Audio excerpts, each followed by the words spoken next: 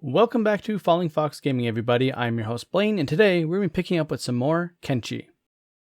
Some journeys begin and end with an epic hero, one who is unlikely to be defeated from the beginning of his ventures all the way to the end. We find ourselves with K4N3 unconscious and leaking oil. This is not one of those stories. Let's find out how we got here. Shortly after leaving Stoat, K4N3 had begun to think about the United City's citizens. Many of them just seemed like average day-to-day people, but it's clear that the aristocrats ruled everything. The beasts that had chased K4N3 all the way to Stoat were not left here by accident. He reasoned that the people of the United Cities had left the beasts alive to dissuade slaves from escaping. After all, what kind of slave could escape and survive the wastes? He watched for a while to see the patterns in an attempt to make a route through without angering any of the beasts. After all, he didn't want to hurt them. They had done nothing to him. Unfortunately for K4N3, after making it through the group of beasts, a group of vagabonds descended upon him. Unwilling to heed diplomacy, he was forced to fight, and he quickly learned that his combat calibrations were out of sync. He unfortunately could not stand up to the vagabonds. When he saw an opportunity, he took a dive to the ground and faked injury, faked death, hoping that they would leave him here. After all, he carried nothing of value on him. To his surprise, they did leave. But it only took moments before he realized that they weren't leaving to safety. He heard their screams from over the hill. He unfortunately knew what had happened.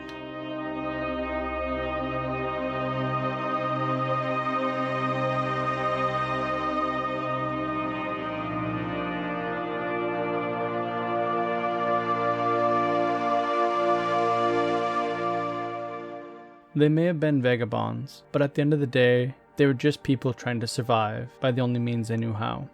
It tore at him, knowing that they were slaughtered by the monster that the United Cities let roam free. They didn't deserve that kind of death. No one did. And unfortunately, he would share the same fate. The short skirmish with the vagabonds had left his leg injured. It only took a single blow to take him down. Error codes flowing, oil leaking on the ground. He didn't know where to go from here. K4N3's first thoughts are to return to Stoat. It's the nearest settlement, but he fears he may be enslaved or salvaged, given his condition. He wants to head southeast, but unfortunately a group of slavers are coming from that direction. And so is the sand skimmer that took him down.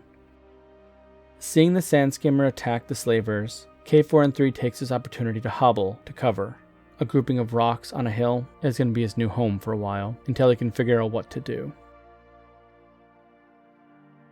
He wasn't sure how long he'd been out, but a passing patrol had seen the fight between K4N3 and the vagabonds. On their next patrol, they saw that K4N3 was amongst the rocks, attempting to reboot over and over again, to no success. Luckily, one of the members happened to have enough equipment on them that they were able to repair the leaking oil and get K4N3 back on his feet. After traveling with the patrol for a little while, K4N3 had realized that maybe he judged the people of the United Cities too harshly, based on what he saw in Stoat. The wandering samurai had no reason to help him, other than out of kindness. They even offered to show him the way to Heng. They couldn't bring him there, but they could at least guide him the safest route.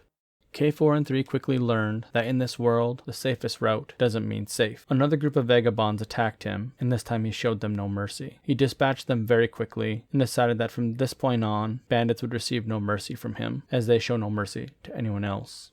After traveling for several days in safety, he's had time to think. The damage to his leg and his head is severe. He does need to get that repaired as quickly as possible, but there's something far more troubling to him. With his memory core being damaged and some of his internal systems not working properly or not calibrated, he wonders if he can even trust going to a mechanic shop to have them repair it. There may be some data hidden within his memory banks or within his inner workings that may give a clue to something bigger, something grander. He might have to deal with the damage for now until he can repair the damage himself or find a trusted mechanic. Hopefully Heng will have something to offer in that regard. It took K4N3 much longer to get to Heng than he would have liked to admit, but he made it there safely at the end of the day, and that's all that matters. From outside the walls, Heng seemed to be a lot larger than Stoat, at least in population size. He could hear the busyness inside, and the murmurs and words of traders being passed from one to another. He was curious to see what this city was like. At the gates of Heng, K4N3 is stopped by the guards. He's interrogated far more than he was back at Stoat, primarily because the Trading Guild headquarters is here. That catches interest for K4N3. Traders Guild usually means that there's some form of operation that protects the merchants. That's always a good sign in his opinion. K4N3 asks a few questions of his own, and the guards are pretty stout about not responding to them. It seems as though he doesn't have a high enough social status, something he was expecting. The caste system within the United Cities seems to be pretty strict, and it seems as though he's not going to have a chance to move up anytime soon. For now, he's going to have to deal with the fact that the guards won't be much help to him. As soon as he gets in the gates, K4N3 notices the massive differences between Stout and Heng. The immense structure that is the Traders Guild capital towers above the rest of the city, like a citadel almost. The rest of the buildings even seem sturdy, and of course, he's disappointed as always when he sees the slaver's sign right out front. It seems he's just going to have to accept that the United Cities has accepted slavery and nothing is going to change anytime soon. Right now he has to ignore that. His job is to collect a shipment from the building directly across from the Traders Guild headquarters. The shop here seems to be the one. K4N3 is going to head inside and see what's going on and figure out why the shipment never arrived. As he walked into the shop, something was immediately off. There was no shopkeeper or merchant behind the stall.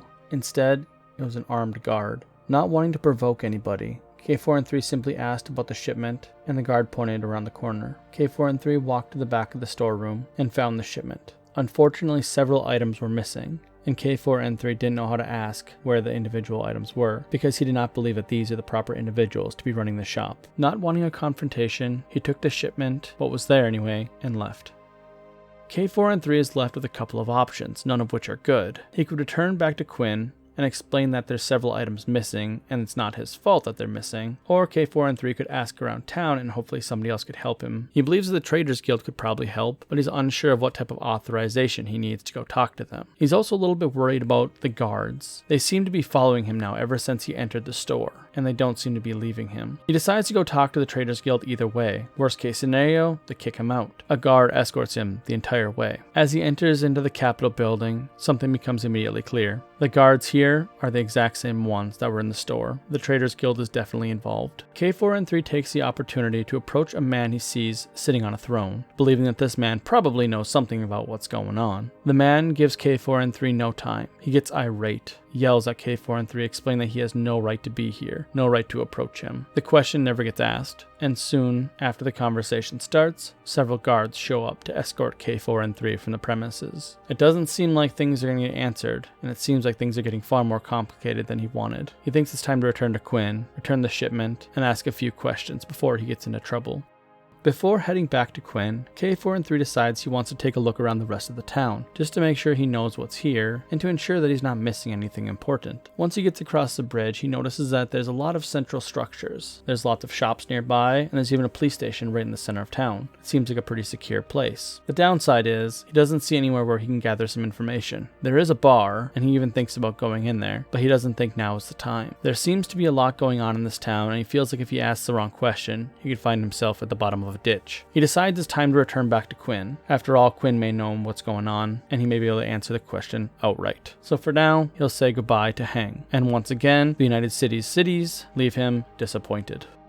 When K4N3 tried to leave town, he was stopped by the guards. They said he was currently not allowed to leave by order of the Traders Guild. Apparently, he was under investigation, and he needed to remain within the city limits until further notice. Just like K4N3 thought, things are getting far too complicated, far too quickly. He doesn't understand this world, and he believes he might be in over his head. Hopefully, whatever the problem is, it can be resolved peacefully and quickly. But for now, it looks like he's stuck here in Heng. And I think that's where we are going to leave it for today. I want to thank you guys for watching. Hopefully you guys are enjoying this. Don't forget to like and subscribe if you do, and I'll see you next time.